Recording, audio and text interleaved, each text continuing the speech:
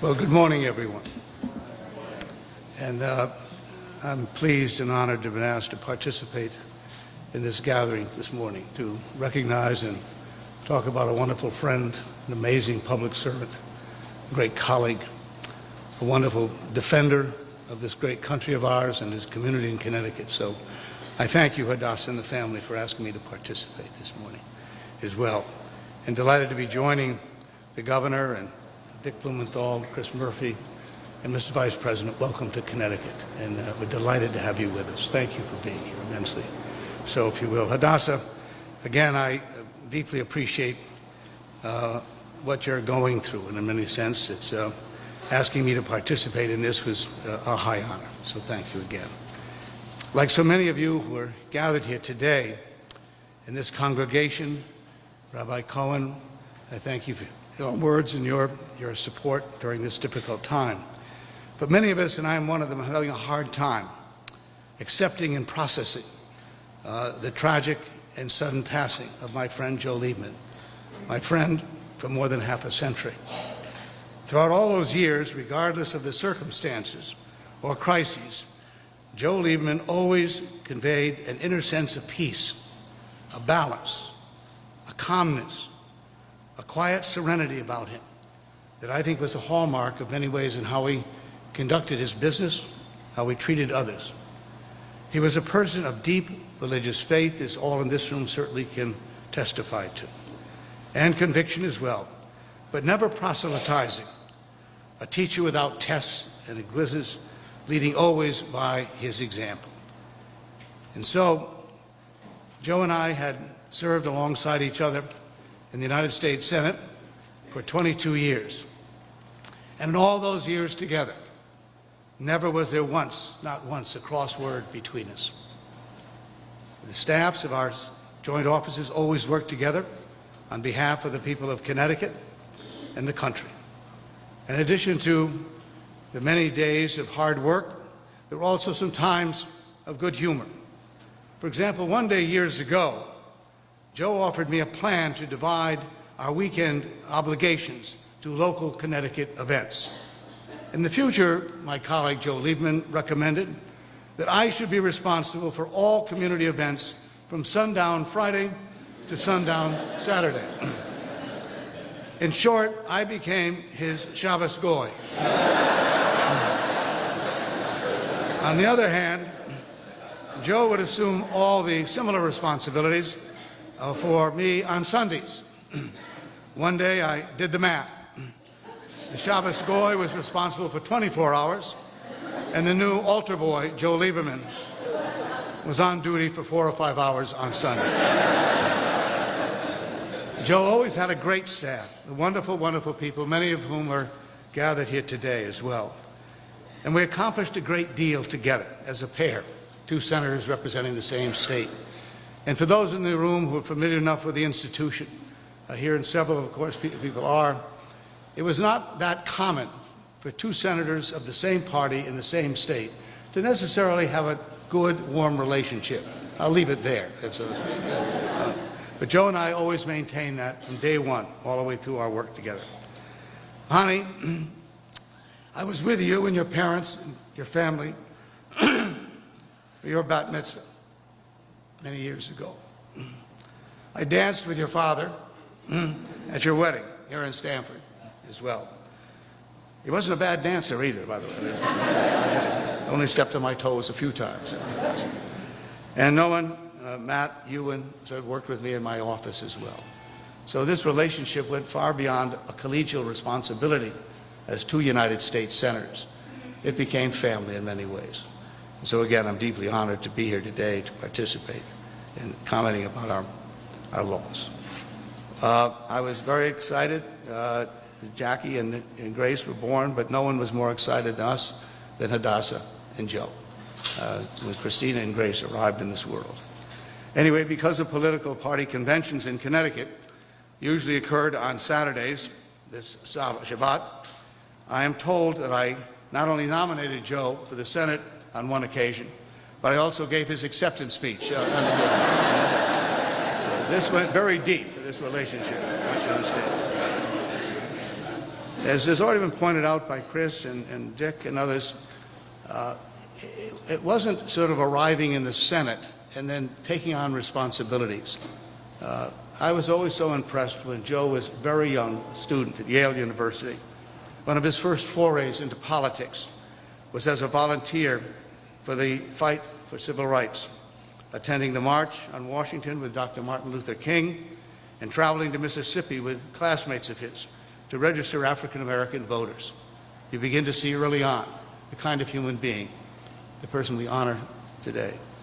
As a state legislator, again, some of this has been mentioned but deserves being repeated.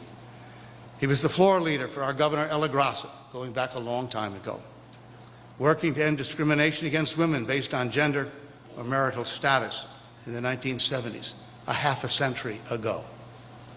And he fought to end discrimination against LGBT community, a fight he continued in the United States Senate, as has been mentioned, working with President Obama to end the military policy of don't ask, don't tell, the continuum of his work here in the state and bring it with him to the United States Senate.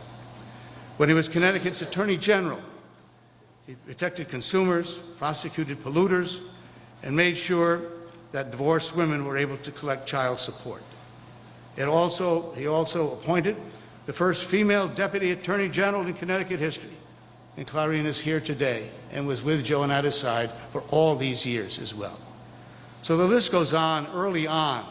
We have a tendency, I think, to focus on the events most recently, but there's a history with Joe Lieberman, demonstrating from his earliest days a deep commitment to his community, small as it might be as a state senator, that of a United States senator, and beyond, obviously. Above all else, he deeply loved our state and our country. He was truly a patriot. There have been and will be more tributes and remembrances of Joe in the coming weeks and months. The vice president's candidate, the national senator that he was, the foreign policy leader, and the political independent, and never backed down, as all of us know, when he believed something that was the right thing to do.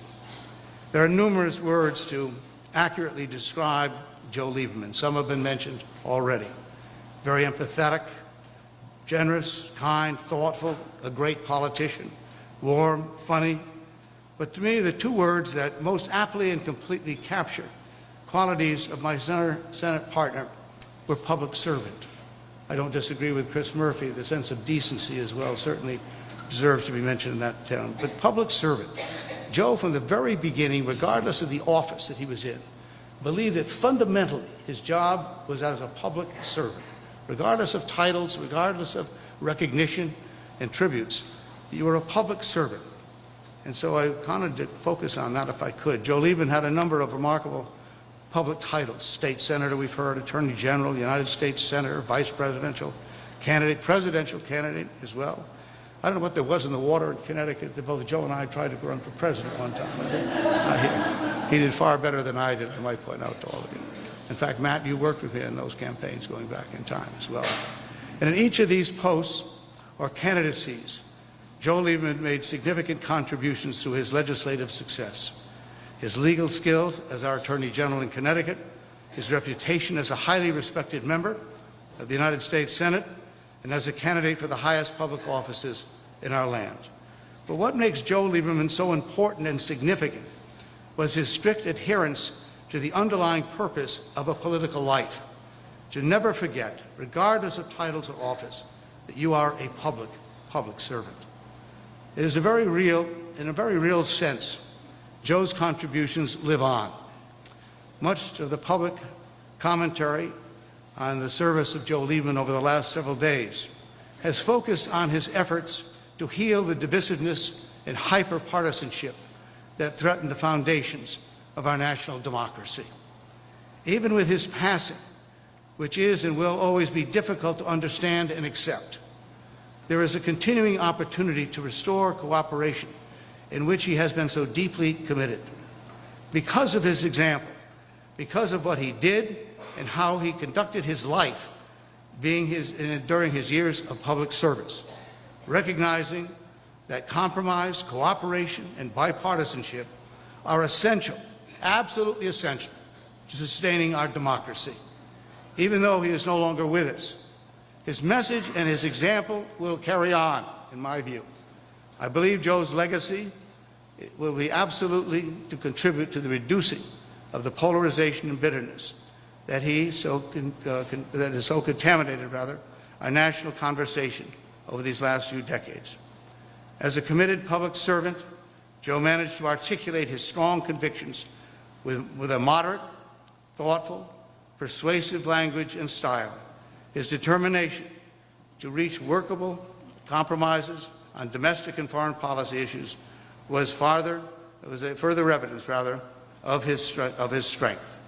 And so, on this day here, when we gather to pay tribute and to recognize his contributions, I believe because he was so widely respected by his colleagues, regardless of political party, Joe Lieberman consistently made a difference and will continue for years and years to come. And even though we've lost him this week, his determined commitment to bring us together as Americans, regardless of our differences, remains alive and well because of what he championed during those years. And so we will miss him terribly as a human being, as a father, as a grandfather. All of those relationships that are recognized and seen in this room. But let it be clearly felt today as we leave this synagogue, this chamber, this congregation. The words of Joe Lieberman, the work of my friend and colleague, will live on for decades and decades to come. Thank you all for listening.